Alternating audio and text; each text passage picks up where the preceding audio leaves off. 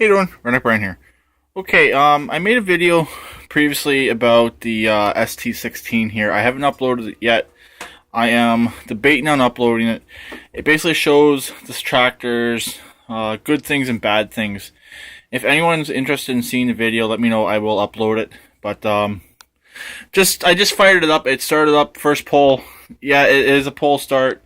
It's 11 horse Briggs single cylinder. The engine is much newer than the tractor, obviously. The engine's from probably the 90s, mid to late 90s. The guy bought this off of has been living at his house for 15 years. He put this engine on just before he moved to where he is now. So, late 90s, this engine's from. So, I just fired it up, like I said, first pull, it fires right up. Main reason why I bought this, and this is where I'm getting a lot of negative feedback, is I bought it for parts. For one, because it's not complete. So I mainly bought it for the rear tires and the transmission, because I don't know if the transmission's out on my diesel GT6000 or not, and these share a very similar transmission. If it's not an identical transmission, I could probably make this transmission work in that tractor, because it's a high-low transmission Sears. They're very, very, very similar, or has the parts in it that probably need to fix that transmission.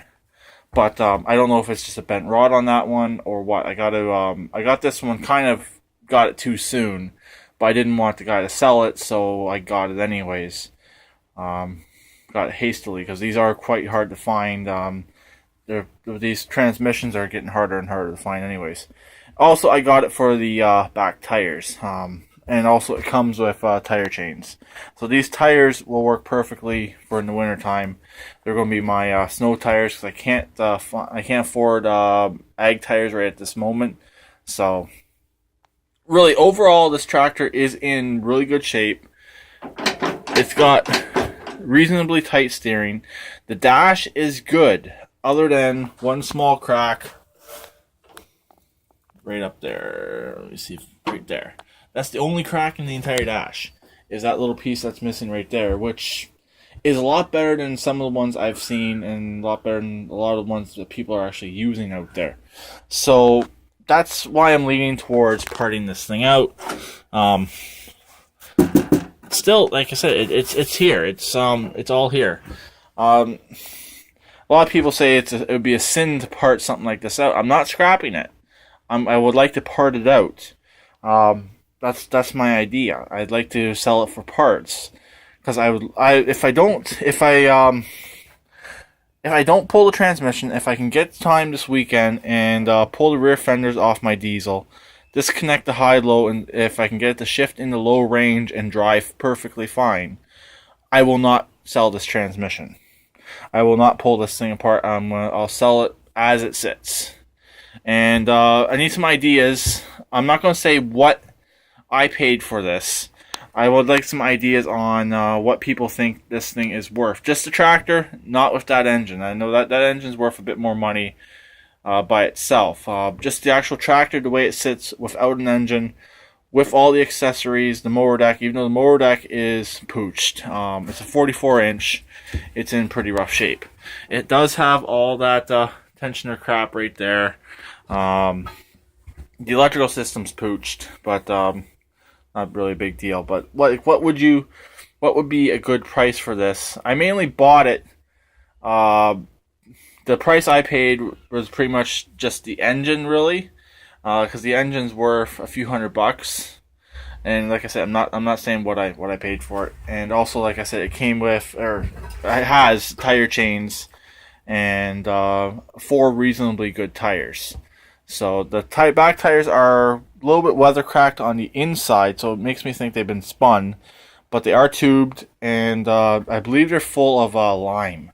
I could be wrong on that. They weigh a ton. Like I can normally lift the back end of one of these, and I'm struggling to lift this thing. This thing is very, very, very heavy. Shot of the tires, and I'm hoping those bolts will come loose. Hopefully I don't snap nothing off. That's the only thing I'm worried about as well. is snapping the bolts. So I'll probably spray them with some PB Blaster first, let them soak, and just swap the tires over with the ones that are on diesel right now. Those are the worst ones I have. So out of all the tires I have that I would want to get rid of, it'd be those ones right there. But driving it home, it shifted perfectly fine. It popped wheelies perfectly fine. Shifted in the high and low perfectly fine.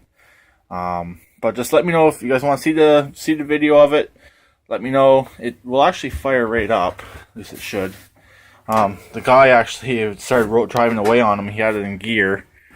It might not need choke. It might need choke.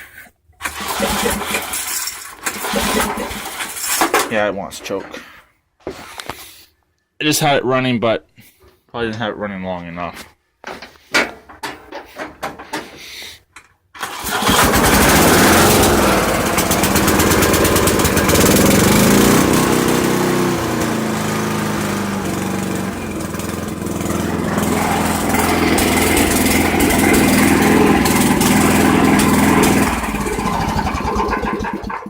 So as you saw, it runs pretty good. You can actually put the throttle all the way down, shut it off.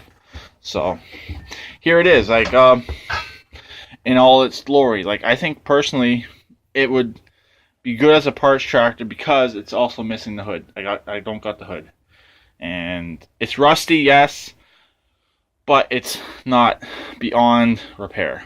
So that's just a quick view on this. Stay tuned.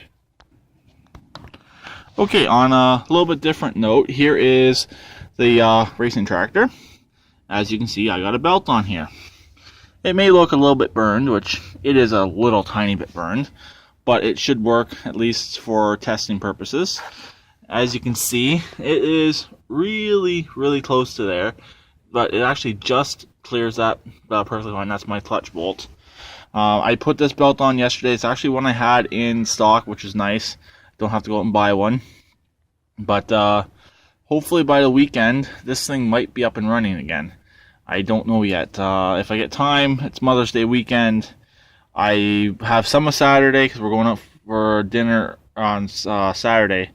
Mother's Day is Sunday, but we're going out Saturday. If I get time, I will finish this up, but I'd like to pull apart that diesel so I can determine if it is the transmission or if it isn't the transmission. And I'm thinking from both of those tractors, most likely the older one has more hours on it, but I don't really know. But yeah, anyways, here's the diesel. It is, or sorry, not the diesel, the Racer. It's actually going together pretty good now. I got to also pull the rear fenders off and the tank out.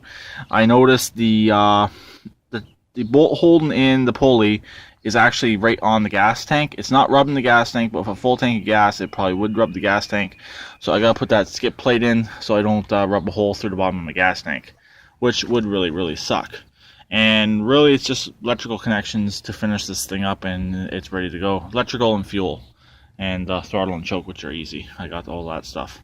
But that's basically what I've been up to. I've been debating on what to do with that ST16. I know a lot of people say, "Oh, you can't." They said you can't scrap an ST16. I don't plan on scrapping it, and I would like to part it out. I know there's a lot of parts here that someone could use. The dash, the steering wheel. I don't know if you could get the steering wheel off, but if I could, I'd like to sell the entire chassis. Get rid of the entire chassis with or without the rear end. And I know there's probably somebody out there that needs this, so that's where I'm at right now. I just don't know if they'd want that engine. I know that engine to some people would be basically a scar on a beautiful woman's face. Seeing a newer Briggs & Stratton engine in a vintage tractor like this. I know Starpuss said in my previous video, you finally got a real tractor, but I kind of got a real one out already. My GT is a real tractor. So, but anyways, that's where I'm at for right now on this. Need some suggestions. If you guys want to see the other video, the full walk around of this, I showed the motor deck a bit, and let me know.